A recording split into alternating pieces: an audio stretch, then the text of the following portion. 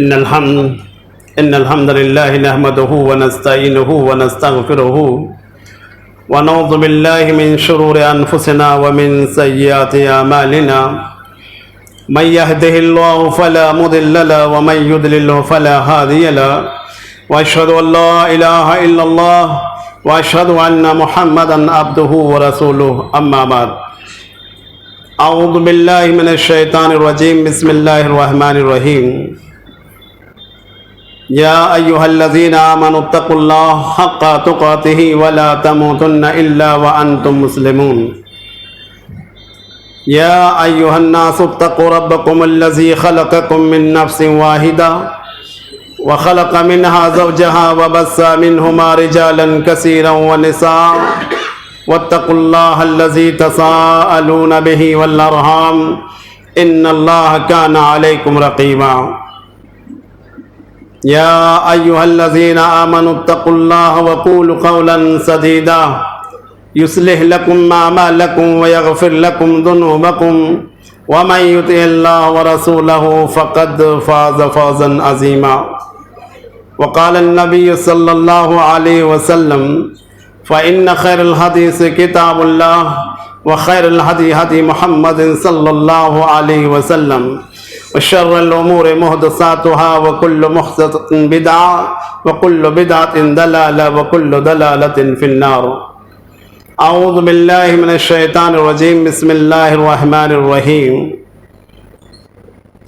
فاعلم أنه لا إله إلا الله واستغفر لذنبك وللمؤمنين والمؤمنات وقال الله تعالى في موضع آخر بسم الله الرحمن الرحيم قل هو الله أحد الله الصمد لم يلد ولم يولد ولم يكن له كفوا أحد رب اشرح لي صدري ويسر لي أمري واحلل عقدة من لساني يفقهوا قولي رب زدني علما رب زدني علما اللهم رب زدني علما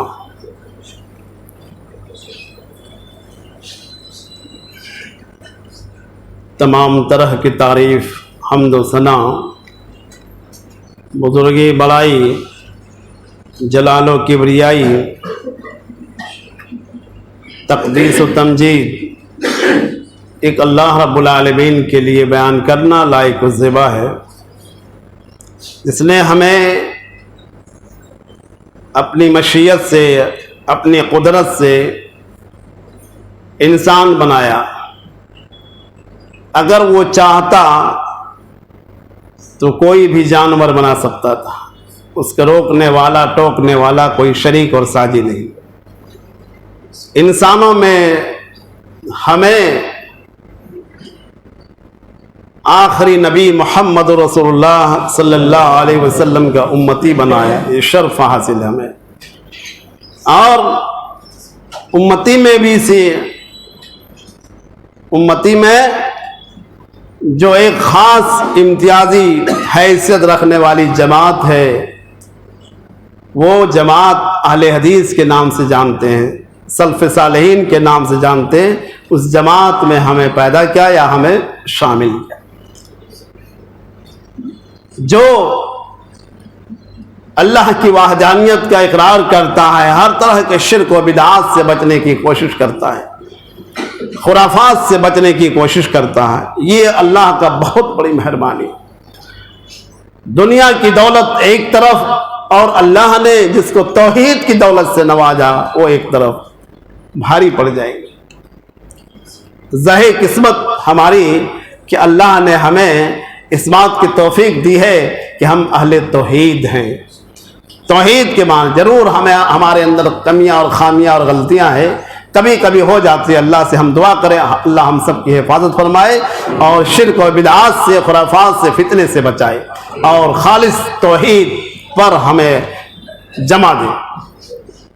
بعد وہ امام الانبیاء محمد رسول اللہ صلی اللہ علیہ وسلم کے اوپر درود و سلام نازل ہو صلی اللہ علیہ وسلم، جس کے ذریعے اللہ تعالیٰ نے ہم تک یہ دین پہنچایا۔ بڑی محنت، بڑی کاوشوں، بڑی جد و جہد کے بعد یہ دین ہم تک پہنچا ہے، آسان سے نہیں۔ آج ہمارے مسلمان یہ سمجھتے ہیں کہ یہ دین بڑی آسانی کے ساتھ ہمارے ہاتھوں ہاتھ مل گیا. نہیں، تاریخ اسلام کا ہم مطالعہ کریں گے تو پتہ چلے گا اس دین کے راستے میں بہت ساری رکاوٹیں آئی تھیں. اور عرب کی سرزمین میں خاص کر جہاں ایک نہیں، سینکڑوں نہیں، ان گنت باطل معبودوں کی پرورش ہو رہی تھی، وہاں سے یہ دین نکل کر کے روئے زمین پر پھیلا ہے. سارے لوگ دشمن، تو اس دین کے ماننے والے خوش نصیب ہیں، اہل توحید خوش نصیب ہیں. لہذا ہم اللہ کی تعریف میں پوری زندگی صرف کریں کم ہے. اور نبی اکرم محمد صلی اللہ علیہ وسلم کا ایک بات بتا دوں، تھوڑا سا آگے بڑھ جائے، پیچھے آدمی آ رہے ہیں، کم پڑ رہا ہے، تھوڑا سا یہ آگے بڑھ جائیں. اب جب بھی اللہ کے نبی محمد رسول اللہ صلی اللہ علیہ وسلم کا نام نامی آپ پڑھیں، لکھیں یا سنیں، غور کیجیے، جب بھی آپ پڑھیں، کتاب پڑھ رہے ہیں وہاں، تو وہاں بھی صلی اللہ محمد کا نام آئے تو صلی اللہ علیہ وسلم کا نام. اگر آپ نہیں کہتے ہیں تو سمجھ جائے سب سے بڑے بخیل ہیں آپ. اور جب بھی آئے پڑھنے میں، لکھنے میں، سننے میں، ہمیں کہنا چاہیے. آخر میں یہ کہوں گا، میں آخری خطبہ میں درود پڑھتا ہوں، درود ابراہیم پر، اس میں آپ لوگ بھی پست آواز سے، آواز نہیں نکلنی چاہیے، پست آواز میں، آہستہ آواز سے بھی آپ لوگ بھی درود پڑھا کریں. ہمارے بہت سارے بھائی پڑھتے، اللہ ماشاء اللہ کوئی نہیں پڑھتا ہوگا، میں اس لیے آگاہ کر جاؤں کہ وہ بھی پڑھنے اور پڑھنا شروع کر دیں. حاضرین جمعہ، ابھی آپ کے سامنے میں نے سورہ محمد آیت نمبر 19 کا ایک ٹکڑا میں نے پیش کی ہے، اور سورہ اخلاص پوری آپ کے سامنے پیش کیا ہے. ان دونوں آیتوں کے ضمن میں جو روشنی ڈالوں گا وہ ہے توحید کی فضیلت اور اہمیت. جب توحید کی بات آتی ہے تو ایک وسیع موضوع بن گیا ہے اس دور میں. اس دور کے لیے ایک بہت وسیع، بہت بڑا موضوع بن گیا ہے. کس پر بحث کیا جائے، کس کس پہلو پر بتایا جائے، کن کن باتوں کو بتایا جائے مختصر وقت میں. تو میں کوشش کر رہا ہوں، اللہ سے دعا کرتا ہوں اللہ تعالیٰ بنیادی باتیں، خاص طور پر بنیاد جس میں ہماری اور آپ کی اصلاح ہو، ان باتوں کو مجھے کہنے کی توفیق عطا فرمائے، اور سب سے پہلے مجھے اور سننے والوں کو بھی عمل کی توفیق عطا فرمائے. توحید کے معنی ہوتا ہے ایک ماننا، ایک جاننا. توحید کے معنی ایک ماننا، ایک جاننا.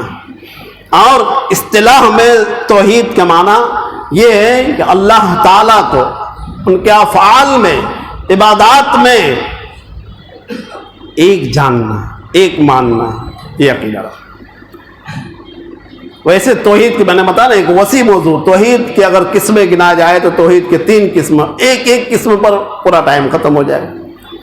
تو میں یہ سوچ رہا ہوں کہ کچھ بنیادی بات بتائیں جو ہماری اصلاح کے لیے. سب سے پہلی بات، اللہ رب العالمین نے سورہ محمد کے اندر اللہ کے نبی صلی اللہ علیہ وسلم سے مخاطب ہے. اللہ کے نبی صلی اللہ علیہ وسلم کو ارشاد فرما رہا ہے کہ فَعَلَمْ، جان لے، انہو لا الہ الا اللہ واستغفر لذنبک وللمؤمنین والمؤمنات. بے شک تو جان لے نہیں کوئی معبود مگر اللہ، اور نبی اپنے لیے، مومنین کے لیے اور مومنات کے لیے استغفار کیجیے، اللہ سے مغفرت چاہیے. اس آیت کے اندر اللہ رب العالمین نے یہ بتایا ہے کہ نبی سب سے پہلے میری وحدانیت کو جانو. اللہ کی توحید کو جو نہیں جانتا ہے، یا اللہ کی توحید کی جس کی اہمیت نہیں ہے، اس کے پاس کچھ بھی نہیں ہے. ایک آدمی پوری زندگی نماز پڑھتا رہے، پوری زندگی صدقہ و خیرات کرتا رہے، پوری زندگی حج اور عمرہ کرتا رہے، پوری زندگی بہت ساری نیکیاں کرتا رہے، لیکن اس وقت تک اس کے اعمال اللہ کے یہاں مقبول نہیں جب تک وہ توحید پرست نہ ہو. اس کا عقیدہ یہ نہ ہو کہ ہمارا خالق ایک، مالک ایک، رازق ایک، پالنہار ایک، پوری کائنات کا مدبر اور منتظم ان کا انتظام اور انسلام کرنے والی ذات صرف اور صرف ایک ہے، جس کے ساتھ کوئی شریک اور ساجی نہیں، کوئی پارٹنرشپ نہیں، تنہا اللہ کی ذات۔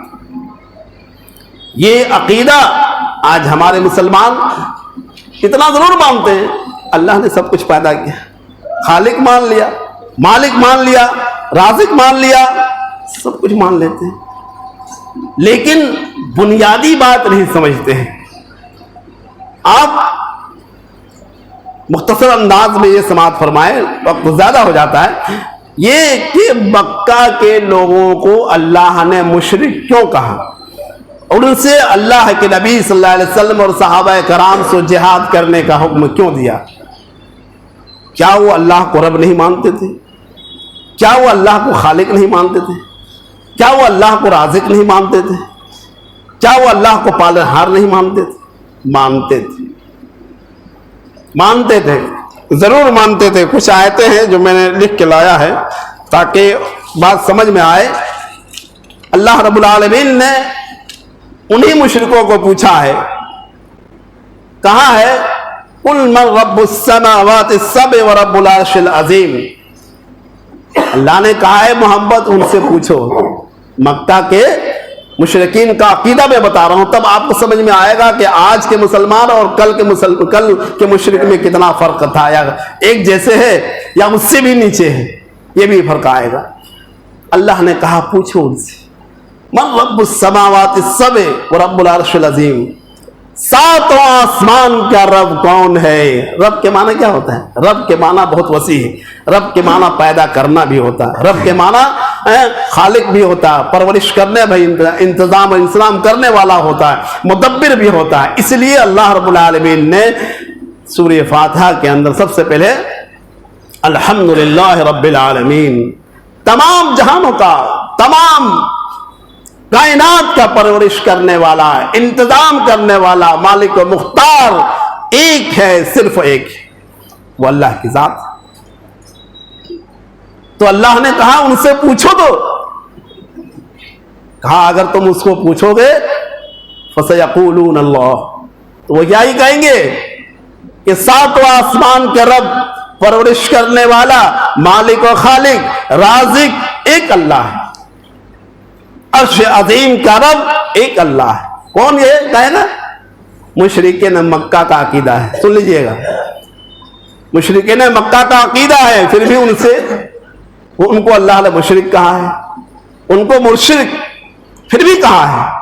ان سے کہا ہے، ان سے پوچھو قُلْ لِمَنِ الْأَرْضِ مَا فِيهَا إِن كُنتُمْ تَعْلَمُونَ، کہو زمین کس کے لیے، کس نے زمین کو بنائے، زمین کے سارے خزانے کو کس نے بنائے، زمین کو مسطح کس نے کیا ہے، زمین میں بے شمار خزانے ہیں، معدنیات، یعنی لوہا، ابرق، تانبا، دنیا کی بہت ساری چیز، سونا وغیرہ جتنی چیزیں معدنیات میں خلیج میں جتنی چیزیں ہیں سب آ گئی۔ پوری زمین کس کے لیے ہے اور کس نے بنایا اس میں ساری چیزیں؟ وہ کہے گا فَسَيَقُولُونَ اللَّهُ، مشرک کیا کہے گا؟ اللہ، اس کا عقیدہ تھا۔ اور ان مشرکوں سے کہا ان سے پوچھو کہ مدبر کون ہے، آسمان و زمین کا مدبر، چلانے والا، تدبیر کرنے والا کون ہے؟ وہ یہی کہے گا اللہ۔ آخر ان کو مشرک کیوں کہا بھائی؟ اتنا مضبوط عقیدہ ہے، رب مان رہا ہے، خالق مان رہا ہے، رازق مان رہا ہے، پرورش کرنے والا مان، کیا فالت تھا اس میں؟ یہی سمجھنا ہے آج ہمیں اور ہمارے مسلمانوں کے درمیان۔ سورہ زمر اٹھائیں گے، آیت نمبر 2 میں الا للہ الدین الخالص والذین اتخذوا من دونہ اولیاء، اللہ نے کہا خالص اس کے دین کے لیے یکسو ہو جاؤ، اور وہ لوگ جو اللہ کے علاوہ کسی اور کو ولی بنایا، اپنا مالک بنایا، سرپرست بنایا، سفارشی بنایا ہے، اور وہ کیا کہتے ہیں؟ ما نعبدہم الا لیقربونا الی اللہ زلفیٰ، ان سے سوال کیا گیا، ارے تم اس کی کیوں پوجا کرتے ہو؟ لات و منات کی، عزا کی، یہ سینکڑوں معبودوں کے سامنے کیوں جھکتے ہو؟ اس کا جواب کیا تھا؟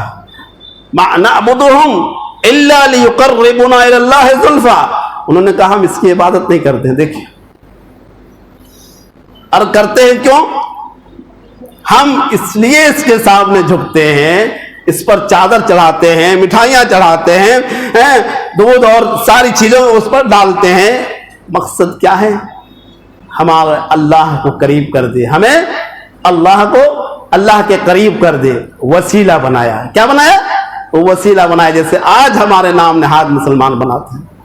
یہی بات سمجھ میں نہیں آ رہی ہے لوگ. اگر ان مشرکوں کو اللہ نے صرف اس بنیاد پر مشرک کہا ہے کہ وہ اپنا سفارش لات عزا کو بنایا, منات کو بنایا, تو اگر آج ہم اپنے بزرگوں کو بناتے ہیں, اپنے ولیوں کو بناتے ہیں, صالحین کو بناتے ہیں, تو فرق کیا ہے؟ وہ بھی اپنے ولیوں ہی کو بنایا تھا. نوح علیہ السلام کے قوم نے جو 5 بتوں کا سورہ نوح میں ذکر ہے, وہ سب صالحین تھے. لات و منات عزا یہ سب کون تھے؟ یہ سب ان کے پرخ تھے, بڑے تھے. ان کو وسیلہ بنایا. اور ایک جگہ پوچھا گیا ان سے, کیوں ایسا کرتے ہو؟ کہا اولئک شفاعنا عند اللہ. کیا کہا؟ ہم اس کے سامنے اس لیے جاتے ہیں, یہ اللہ کے یہاں ہماری سفارش کرے گا. کیا کرے گا؟ اور کوئی عقیدہ نہیں تھا اس کے ساتھ. مشرکین کا عقیدہ یہ نہیں تھا کہ بیٹا دے گا, یاد رکھیے گا. مشرکین کا عقیدہ یہ نہیں تھا کہ رزاق ہے. مشرکین کا بھی یہ عقیدہ نہیں تھا کہ میں زندگی موت کا مالک ہے. مشرکین کا یہ عقیدہ کبھی نہیں تھا کہ یہ کسی اور چیز کا دینے والا ہے. مشرکین کا یہ صرف عقیدہ تھا, یہ ہمارے سفارشی ہے اور یہ ہم کو اللہ کے قریب کر دے. نہ تو ور مشرکین کل کے مشرک یعنی نبی کے زمانے کے مشرک پکے ربوبیت کے قائل تھے, اللہ کی ربوبیت کے قائل تھے. ان میں صرف کمی کیا تھی؟ وسیلے کی کمی تھی. اس بات کو ہمیں سمجھنے کی ضرورت ہے. اگر یہ کمی ہمارے اندر آئے تو ہم کیا انصاف کے دروازے سے دیکھیں, انصاف کے ترازو پر تولیں اپنے آپ کو.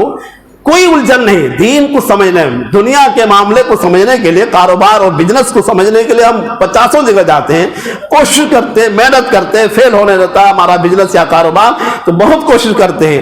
تو ہم دین کو سمجھنے کے لیے کیوں نہیں کوشش کرتے ہیں؟ قرآن و حدیث پڑھیے, ایک ایک نقطے پر غور کیجیے. اچھے سے اچھے عالم, حق پسند عالم سے, حق پسند عالم سے, جو حق بتانے والا, خالص قرآن و سنت کا بتانے والا, اس سے آپ رابطہ کیجیے اور ان سے انصاف سے پوچھئے کیا حق کیا ہے مولانا, وہ بتاؤ, تو یقیناً وہ بتائیں گے. لہذا فرق یہی تھا. تو آج کے مسلمان اور کل کے مشرک اگر دیکھا جائے, میں اس سے آگے کچھ نہیں کہوں گا کیونکہ بہت سارے لوگ برا مانتے ہیں. اگر اس ترازو پر تولا جائے تو نیچے جائیں گے, اس سے بھی نیچے جائیں گے, کیونکہ وہ اس کو داتا نہیں مانتے تھے, اولاد دینے والا نہیں مانتے تھے, غوث اعظم نہیں مانتے تھے, خواجہ نہیں مانتے تھے, اور اس طرح کا دینے والا پیر و داتا نہیں مانا کرتے تھے. 2 چیز ان کے قرآن کے آیت سے ثبوت ملتا ہے. سفارش سمجھتے تھے اور یہ سمجھتے کہ یہ اللہ کے قریب ہم کو کر دے. بس یہاں ایک اور نقطے والی بات غور کیجیے گا. جو شخص ایسا عقیدہ رکھتا ہے, اللہ کی قدرت میں کمی کرتا ہے, اللہ کی مکمل قدرت کو نہیں مانتا ہے, جبکہ اللہ کی قدرت کا کوئی اندازہ نہیں. سورہ زمر ہی میں اللہ رب العالمین نے فرمایا ہے, وما قدر اللہ حق قدرہ والارض جميعا قبضتہ یوم القیامت والسماوات مطویات بیمینہ سبحانہ وتعالی عما یشرکون. اللہ رب العالمین نے فرمایا کل قیامت کے اللہ کی جیسے قدر کرنی تھی ویسے لوگوں نے اللہ کی قدر نہیں کی, اس کے تعظیم نہیں کی, جبکہ اللہ کی قدرت کیا ہے؟ کل قیامت کے دن اللہ تعالی آسمانوں کو اپنی مٹھی میں سمیٹ لے گا. اللہ ایسے جیسے رومال دستی ہے نا, 7 آسمان کو اللہ کی قدرت کا اندازہ کوئی لگا سکتا ہے؟ ایسے ہاتھوں میں سمیٹ لے گا. یہ ہے اللہ کی قدرت. کیا اللہ کی قدرت کو کوئی اندازہ کر سکتا ہے؟ اور اللہ کا کوئی سفارش بنا رہا ہے, اللہ کا کوئی ساجی بنا رہا ہے, اس کے کوئی شریک بنا رہا ہے, اس کے کوئی اور بٹوارا کرنے والا حصے دار بنا رہا ہے. نعوذ باللہ من ذالک. اللہ عرش پر مستوی ہے، لیکن اس کی قدرت کا اندازہ کچھ نہیں ہے، ہم نہیں کر سکتے ہیں، ہم اس کا اندازہ نہیں کر سکتے ہیں۔ خود اللہ رب العالمین نے اس آیت میں جو فرمایا ہے اس سے آپ اندازہ کر لیجئے۔ اور میں یہ کہتا ہوں کہ اللہ تعالیٰ اس دنیا کی طرح لفظ کن سے 1000 دنیا منٹوں میں پیدا کر سکتے ہیں، یہ اللہ کی قدرت ہے۔ ایسے آبادی پھر پیدا کر سکتا ہے لفظ کن سے۔ اللہ تعالیٰ جب کسی چیز کا ارادہ کرنا چاہتا ہے، کن فیکون، کہا ہو جاؤ، فیکون ہو جاتا ہے۔ یہ اللہ کی قدرت ہے۔ تو سب سے پہلے ہمیں اللہ کی قدرت کو سمجھنا ہے کہ اللہ کی قدرت کتنی بڑی ہے۔ کیا اس کو کسی سفارشی کی ضرورت ہے؟ کیا اس کے وزیر کی ضرورت ہے؟ کیا اس کے مشیر کی ضرورت ہے؟ کیا اس کے وکیل کی ضرورت ہے؟ کیا اس کے سازی کی ضرورت ہے؟ کیا اس کو پارٹنرشپ کی ضرورت ہے؟ نہیں، تنہا کائنات کے ساری چیزوں کا پرورش کرنے والا کب۔ اور ایک بات اور آ گیا ذہن میں بات، وما خلقت الجن والانس الا لیعبدون، اللہ نے انس اور جن کو اپنی خالص عبادت کے لیے پیدا کیا ہے، اور مخلوقات کو اپنی عبادت کے لیے، ہمارے فائدے کے لیے پیدا کیا۔ لیکن قرآن کھول کے دیکھیں گے کائنات کے اندر جتنے مخلوق ہیں، چاند، سورج، ستارے، درخت، شجر و حجر، چرند پرند، جتنے مخلوقات ہیں، کوئی مخلوق اللہ کے ساتھ شریک نہیں کرتی۔ ایک انسان ہے جو اللہ کے ساتھ شریک کرتے ہیں، ایک انسان ہی ہے جو اللہ کے ساتھ دوسروں کو شریک اور ساجی سمجھتے ہیں۔ بقیہ دنیا کے سارے مخلوقات جتنے ہوئے زمین پر ہیں، وہ سب کے سب اللہ کی توحید کو مانتے ہیں، ایک اللہ کے اوپر توکل کرتے ہیں، ایک اللہ کی ذات کو مانتے ہیں، ایک اللہ کی عبادت کرتے ہیں، اپنے اپنے انداز میں اللہ کی سجدہ کرتے ہیں۔ ایک انسان ہے جو اللہ کے دربار عالیہ کو چھوڑ کر کے کہاں کہاں اپنی پاک پیشانی کو جھکاتا ہے، کس کس سے لو لگاتا ہے۔ لہذا لوگوں، ہمیں اللہ نے عقل دیا ہے، دانائی دی ہے، سمجھ دیا ہے، سمجھنے کی طاقت دی ہے، صلاحیت دیا ہے۔ اگر علم نہیں ہے تو اتنا تو سمجھنے کی صلاحیت ضرور ہے تھوڑا بہت، کہ ہم کچھ عالم سے پوچھیں کہ قرآن و حدیث کا مسئلہ کیا ہے، حدیث کا مسئلہ کیا ہے، قرآن کا مسئلہ کیا ہے، اللہ کے توحید کے بارے میں کیا ہے۔ بہت ساری باتیں ذہن میں آ رہی ہے۔ ایک بات اور ہے کہ اللہ تعالیٰ نے حضرت آدم سے لے کر حضرت عیسیٰ تک اور آخری نبی ہمارے نبی محمد رسول اللہ صلی اللہ علیہ وسلم تک اتنے انبیاء کرام کو جو بھیجا، سب کی پہلی دعوت توحید تھی۔ بلکہ حضرت نوح علیہ السلام کی 950 برس تک ایک ہی دعوت توحید کی دعوت تھی، کوئی حکم نہیں تھا، کوئی احکام نہیں تھا، توحید کی دعوت تھی، ایک اللہ کو مانو، ایک اللہ کو مانو۔ اور تمام انبیاء کرام نے سب سے پہلے توحید کی دعوت دی، اس کے بعد شریعت آئی۔ ہمارے نبی محمد رسول اللہ صلی اللہ علیہ وسلم نے بھی سب سے پہلے توحید کی دعوت دی، بلکہ آپ صلی اللہ علیہ وسلم نے مکی زندگی 13 سالہ زندگی، یعنی نبوت کے بعد 13 سال تک مکہ میں آپ رہے، 13 سال تک آپ نے توحید کا دعوت اور کہا یا ایھا الناس قولوا لا الہ الا اللہ تفلحون، اے لوگوں تم لا الہ الا اللہ کہو کامیاب ہو جاؤ۔ یہ توحید کی دعوت، کیا وجہ تھی ایک ہی دعوت پر پوری زندگی ختم کر دیا؟